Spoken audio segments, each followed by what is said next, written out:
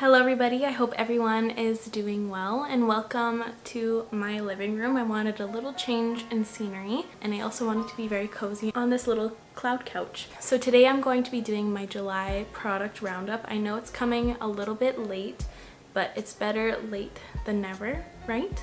So I have three different categories here I'm going to be talking about. The first one is all of my favorite products of the month, the ones that I find to be the most unique and are the most exciting to me personally. And then the second one are the products that I really like, but there are some critiques about them. And my last category are my misses and my dislikes.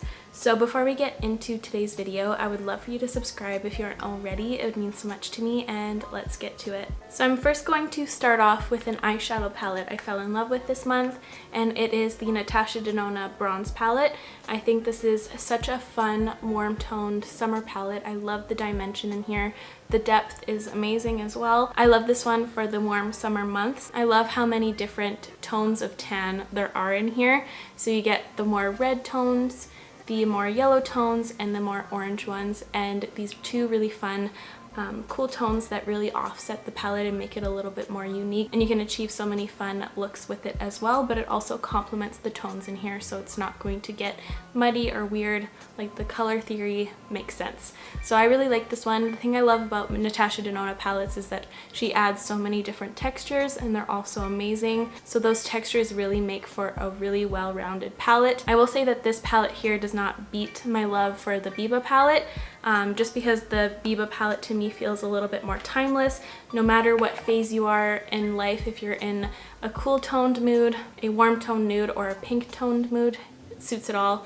Whereas this palette here is just warm tones pretty much. So in that sense, I guess this one could go out of style potentially. But for me, I'm such a bronze toned lover, so I am so happy to have this guy in my collection. I'm happy she made this guy a smaller palette personally, just because it is the colors I would mostly use in the summertime. So long story short is I'm really happy I decided to purchase this. It is a very well loved palette in my collection, and I see it being that way for a very long time. The second eyeshadow palette I really fell in love with this month is this Charlotte Tilbury Desert Haze palette. This is my favorite out of all of her palettes that she's ever come out with. It's 4 little matte shadows in here, but I love the depth in here, so it would suit a multitude of skin tones. And this formulation is a little bit more updated than her past palettes. These are so nice and creamy. They blend out so nicely. It's so effortless.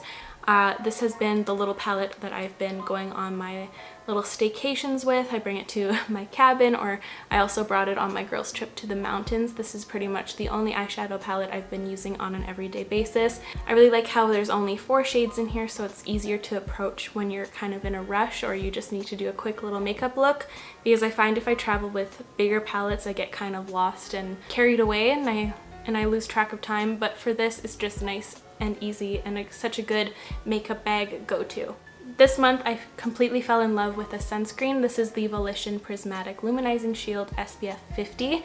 This is an incredible SPF. I really adore this one under makeup. This is the one I've been using under makeup solely. I've been like kind of saving it. I use my other ones like the Ren Clean Screen or the First Aid Beauty SPF 30 kind of when I'm not wearing makeup. I find that this one works the best when you're wearing makeup. I feel like I'm being redundant, but anyways, I really like this one because it kind of mattes down and it doesn't affect any of the foundations or make me greasy during the day, which is a big issue with me and SPF. I really like how it's a very thin consistency, so it's really easy to blend in quite quickly. I really like how there's also a little bit of a pearl in there that gives a glow, but it still mattes down, so it doesn't alter your skin to make it look greasy at all. And it also does not have a super sunscreeny smell, which is a big thing I look for in my sunscreen. So this one, all around, adore it. Highly recommend it. It's amazing. Another product I fell in love with are the Patrick Ta Double Take Cream and Powder Blush. I was so excited to see these on Trend Mood when they first came out. I really love the idea around here. and the textures and the packaging all throughout is so beautiful. So you get a powder and a cream in one, and I think it's so genius that he added this little flap here so it protects the cream blush so there's no cross-contamination or anything, and it also helps from the cream getting all chalky and chunky. But the thing I love most about this, you can get 4 different blush looks using this. So the way he recommends using it is you put on the powder first, then the cream on top using a beauty sponge, which is a really nice effect. It makes it a little bit more long lasting. It feels very unnatural when you're doing it, but the formulation was built for that, so it works perfectly. Or you can do the opposite where you put the cream on first and then powder on top, which also works amazingly as well if you want more of a vibrant blush look. And then you can also just use the powder alone or the cream alone. So this to me is such a beautiful product because you can use it in so many different ways. So I 100% recommend this. I am in love with both of the colors I picked up. They fit my preferences perfectly. A bronzy nudie type blush as well as a peachy coral. So this one right here is She's So LA, and this one is Do We Know Her. They're stunning. Highly recommend if you've been looking at them. This is another eyeshadow that I completely fell in love with. It's a really nice quick and easy one and done shade. This is the Tom Ford number 10 Abyssinian Emotion Proof Eye Color. This is my perfect brown. I adore this thing. This has been my everyday go-to if I just want like a nice quick smoky eye. It's such a beautiful color and such a nice formulation. Even on my oily eyelids, it never creases at all, which is so nice, especially for a cream eyeshadow, and it blends out like a dream. I've used this a few times on my channel over this month. I used it alone once, and then one time I layered a few products on top, which was amazing. I really like using this as a base or alone. It's definitely very pricey, and I know, but I know this is going to be something I get a lot of use out of because this is my favorite type of tone to go to on an everyday basis, or even if I'm going out or anything. Well, I'm not going out right now because Corona, but you know. Long story short, I love it very much and I'm happy I decided to purchase it. It really rounds out my collection. I think it's like a little diamond in my collection for sure. So now moving on, Cosmetics launched 4 new shades in their serum blushes, and I couldn't be happier. This is one of my favorite formulations, and these colors are a lot more suited for my preferences than the first launch. These are so beautiful. I do have some swatches on an IGTV, and I also swatched each one on my cheeks, so I can link that down below for you. My 2 favorite shades here are Venetian Rose and Peachy Peachy. I feel like I'm being repetitive as always, but a sun-kissed look and then a very peachy look. But this one's a really nice peach because it kind of is a little bit more on the orange side rather than the pink side, so it's a little bit more unique. And I absolutely love the packaging. Like, how could you not? It looks like a really fancy nail polish bottle. They're so super cute and I love the texture. They're so perfect for summer. I will say if you have an extremely oily skin type, I would stay away from these because these are the dewiest products on the market.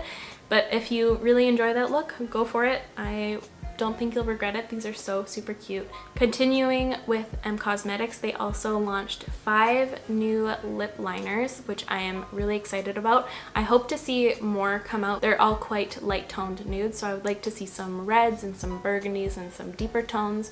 I really hope to see that because this formulation is one of the best lip liners I have ever come across. They're so creamy and I love how they are a mechanical pencil. It just makes it a lot easier in my opinion because I always seem to forget my little sharpener when I go places. I also did a few swatches on an IGTV as well if you want to see that. The shades I've been gravitating towards the most have been these 4 right here. I love Teddy, Fawn, Kitten, and Mink. I also fell in love with this bronzing formulation from Nabla. This is the Skin Bronzing Sun-Kissed Effect Bronzing Powder, and it does exactly that. It makes you look so sun-kissed. It's a very unique formulation. It definitely stands out in my bronzer collection. There is a shimmer running through it, but it's the kind that makes it look like you're wearing a cream almost. It's that nice satin effect. It is incredible, and I love the tones of these because they do have a little bit more of a red leaning undertone to them, but it's not the artificial Trumpy kind. But yeah, it just looks like you're actually sun-kissed, stepping off the beach. It's great. This formulation is super easy to blend out or build up. I've also found that it's very long wearing, and that's because it is a powder, so it's awesome. There's so many benefits to it. I adore it. Also with Nabla in that collection, they relaunched their Shine Theory lip gloss. These were limited edition, I think last summer. They only had 2 lip glosses, and one of them became one of my top favorite glosses of all time. That was Champagne Supernova. And then when I featured it in one of my favorite glosses video, they reached out and gave me the good news that they were coming back, but also launching more shades. I couldn't be happier. I haven't tried these ones out yet, these more fall tones. I've only tried these 3 just because I feel like they're more summertime appropriate, or the style I've been going towards lately. But my 2 favorite shades, and the ones I would recommend the most, are District and Champagne Supernova. I would highly recommend them. The formulation is really, really nice. I find them to be more similar to a lip oil rather than a gloss. They have a very long-lasting effect on the lips for a glossy product. I'm actually wearing the shade District on my lips right now with Kitten lip liner from M Cosmetics, if you're just wondering. I just realized I forgot to take off my glasses for this video. You're getting Professor Julia today. Now I lost my train of thought. Oh yes, I would say these are most similar to a nice volumizing lip oil. It's a really unique texture, and that's why it stands out so much in my gloss collection, which you guys know I'm all about glosses. And my last favorite before moving into my liked section is the MAC Shot of Color lip oils. These are so nice. These are very unique to my collection as well. They're quite interesting. They kind of remind me of the Lancome lip lacquers. Remember those? Those used to be some of my favorites. They're on that unique scale. They're very different. I really like how pigmented they are, but they're also very thin feeling on the lips, but they also give a lot of shine and punch of color. They're just really beautiful. These are my 3 favorite shades right here. Let's Go Streaking, Punch Drunk Love, and Completely Blasted. They also have a really cool applicator that hugs your lip. It's such a cute little guy. I'll have little swatches and close-ups of each of these products so you can see them, because I know I'm a little bit far away. I'm like, can you see this? So now kicking off my liked section, this is the Natasha Denona Bronze Cheek palette. The thing I love most about these little palettes is that she comes out with a new formulation almost every one, so it keeps it unique and fresh. The only reason why this is in my liked section is because it does not beat my tan palette like this. The tan palette just is such a dreamy product for me. It just makes me so excited, and I don't feel that way towards this one. Like, yes, it is very beautiful. The formulations are very solid. There's just something there that I don't love as much as the tan palette. I think the tan palette actually makes you look tanned, whereas this one kind of has pinky hues in it as well. That's just the gist of it for me. I will be keeping this one around though, because I do still really enjoy the textures and the effect of it. So the next product here that I want to talk about is the Makeup Forever Matte Velvet Skin Concealer. The reason why this is in this section is just because I don't really wear high coverage concealers on an everyday basis, but I do really love having one on hand just in case if I need help with my under eyes. And this one's a really interesting texture. I really like how it's a matte velvet, so it still looks more like skin than a matte. I really like how it looks under the eye as well. It does not look like a full coverage concealer whatsoever. It pretty much just looks like skin under there, which is just fantastic. I will say that the packaging isn't my favorite of all time, if I'm being picky. I'm not a super fan of the super big applicators. I find that it's very easy to over apply product and kind of waste product. It's like a one-way street to cakey under eyes. So with this one, I pretty much scrape off a lot of the product off the wand, and then I'll do little tiny dots under the eye. But yeah, that's my only critiques with this one.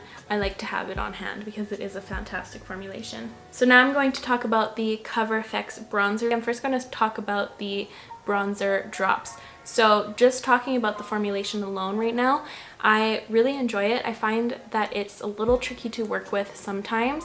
The best way to apply these is to work in sections, so just dot a little bit on the cheek, then blend it out right away before dotting it everywhere and then going in to blend it out.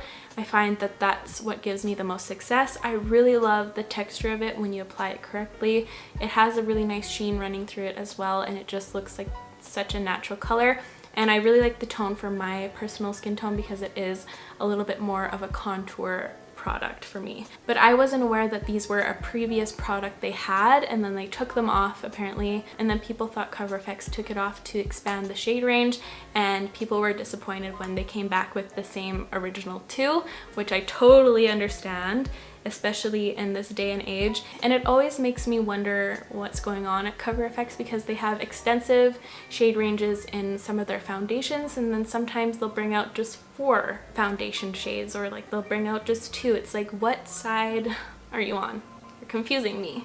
You're gonna be a good brand or a crappy brand? Like, pick one.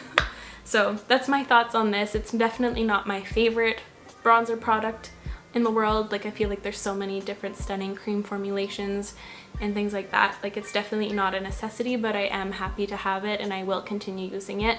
Like, it's not money down the toilet for me. And for this one right here, I love their blush formula in this one. I actually have been using this as an eye palette more often because it is a little bit too deep for my skin tone. I can get away with using a very sheer amount of it, but I mostly like to use this on the eyes. It's the perfect eyeshadow color for my preference right now. My looks I've been doing, I've pretty much just been doing bronze toned looks, and I know you guys are tired of them. But I don't know, they make me so happy. But I'm happy to look at this palette. I would recommend the blushes more so than the bronzer formulation. I like them more as blushes. So now I have a lot of Charlotte Tilbury products I'm going to be talking about. First one being this guy. This is another one of the palettes. This is the Exaggerize palette. This one is definitely not my favorite. It's kind of more of a taupey palette. I do really like it just specifically for this color right here. I found that this matte right here was a little bit sticky and tricky to work with. It does not compare at all to the Desert Haze palette. That Desert Haze palette has some magic in it, whereas this one kind of feels like any eyeshadow ever. And for a luxurious price point, it's not my favorite, but I do really like the shimmers in here. I think they're really cute, so I really like it for that reason. Moving on, these little guys right here, these are the Lip and Cheek Glow. So you can use these as blushes or like a tinted lip situation. These are really nice, but the only thing is that they don't stand out in my collection. Every brand on the market right now are coming out with the more natural, more skin-like textures and cream blushes and things like that. So I find these to be really ununique compared to a lot of the blushes. These ones are very similar to the Fenty ones, and I feel like a lot of them, I feel like they all have this more sheer glossy texture, and to me it's just not the most exciting thing. I feel like they're all kind of same but different. But I guess it depends on what color you want, and it's nice to have a multitude of brands depending on what brands you like or align with. These are still really nice and I do really like them. They're just in my liked pile just because I don't find them to be the most unique or exciting. Following up with another Charlotte Tilbury product, this is the Magic Cream Light. So this product alone, separating it from its hefty price tag, this goes for $125. It is definitely not worth that price, but talking about the formulation alone, just in case if you're a flush person and you have a lot of money in your wallet, this is a really beautiful base product. I've been using it every single day for the last month, I'd say, under makeup. It provides such a beautiful base. It is very lightweight, but it also provides the perfect base. It has a little bit of a tackiness to it, so you don't need to go in with a makeup primer if you don't want to.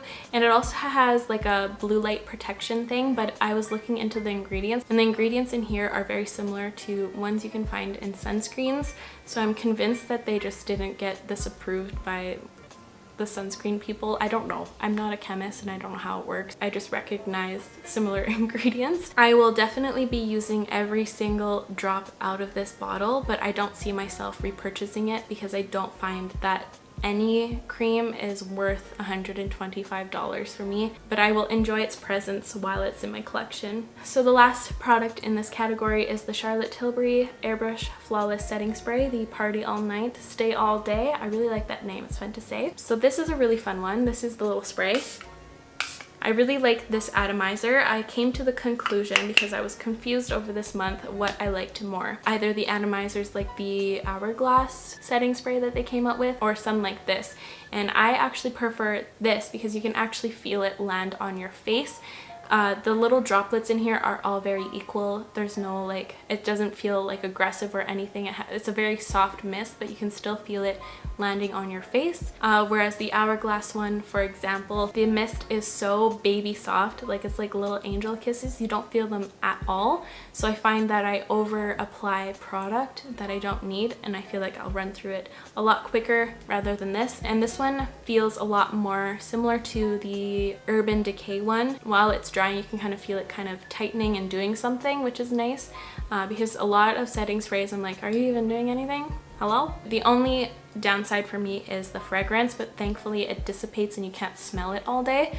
It smells kind of like a candy mixed with NyQuil or like a medicine-y type scent. But yeah, that's my thoughts on this. The only reason why it's in my liked section is because I don't use setting sprays all year round, mostly in the summer. Even then, I don't really use them too much, only on days that I know I'm going to be needing my makeup to be on my face. So now here we are with my disappointments and my misses. So the first one I want to talk about is this Lawless Lucid Skin Highlighter in the shade Afternoon Delight. To me, this just didn't align with my preferences.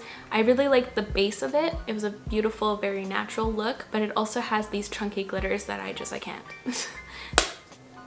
That's it. That's pretty much it. But if you're someone that isn't bothered by little chunky glitters, this is a fine formulation. I would keep this if I didn't have a lot of highlighters that I know and love that I will gravitate towards a lot more than this. I feel like this would just sit in my collection for months on end. So that's why I want to pass it on to someone else. That's the only reason why this one was a miss for me. So now moving on to the next product. This is the By Cherry Brightening CC Palette in Sunny Flash.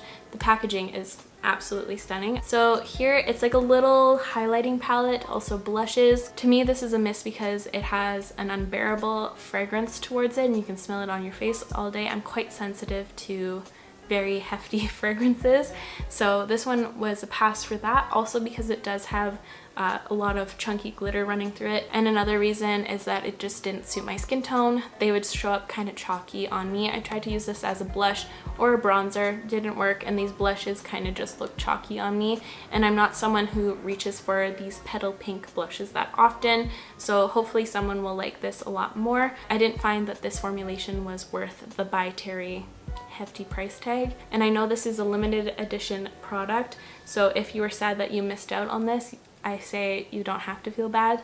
There are tons and tons and tons of better products on the market. That's just me though. So the next product here is very disappointing for a multitude of reasons. This is the Chanel Les Beige Healthy Glow Bronzing Cream. Because I am a little bit more tanned than I am usually, this I could use as a foundation shade. It does not show up on my skin tone, and I am like the color of this wall. That's not okay, and this is the only color they have. They did take this off the market for a short period of time, and I personally thought that they were going to bring out more shades, but they just reformulated it apparently, and now it's not as good. I know they added like a coconut oil or something to this formulation. I never tried the original one, so I can't speak for that, but this one is highly disappointing. I find that it just doesn't perform as well as any other cream bronzer I use, like the Huda one or the Fenty cream bronzer is a million times better than this guy. It also has a very unbearable fragrance to it that you can smell all day. It's very, very intense.